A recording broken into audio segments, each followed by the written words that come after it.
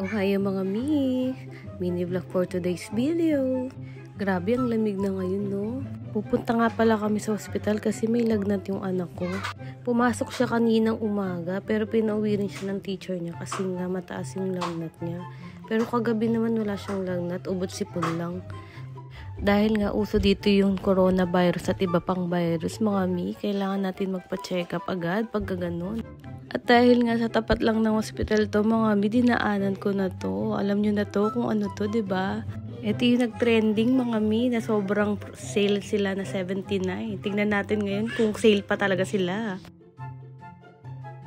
Ayan mi, unang pasok pa lang, 249 daw ang mga damit nila ngayon dito. Pero syempre, mga mi, hindi ako nagpabudol for today's video. Dahil wala tayong budget for today's video, mga mi. Thank you for watching, mga mi.